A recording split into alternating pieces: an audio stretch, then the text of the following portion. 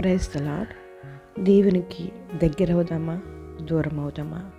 ప్రతి మనిషికి సమస్యలు, కష్టాలు వస్తాయి. ఆ సమస్యల్లో, కష్టాల్లో నీవు దేవుని వైపు దగ్గరగా ఉంటున్నావా? నాకే సమస్యలు వస్తున్నాయని దేవునికి దూరం అయిపోతున్నావా? ఒక్కసారి ఆలోచించు. Troubles will make a man either better or better. సమస్యలు, కష్టాలు ఒక వ్యక్తిని మెరుగైన చేస్తాయి లేదా మరుగైన చేస్తాయి. మరి నీవెలా ఉంటున్నావు? దేవునికి దగ్గరగా ఉంటున్నావా, దేవునికి దూరంగా ఉంటున్నావా?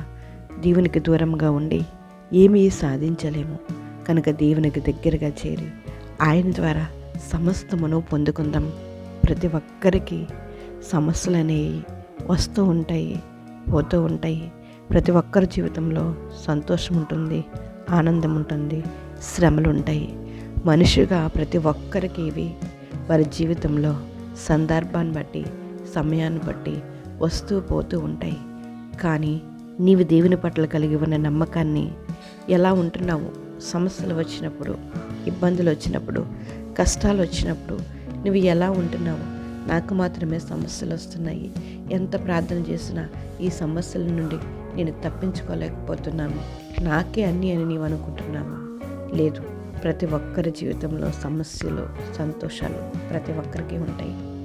ఎవరైతే ఆ కష్ట సమయంలో, ఆపద కాలంలో దేవుని మీద పరిపూర్ణంగా ఆధారపడి దేవుని వెంబడించి దేవుని వెంటే ఉంటారో వారు సమస్తమును కూడా పొందుకుంటారు, విడుదల పొందుకుంటారు, సమస్యల నుండి విడుదల పొందుకుంటారు.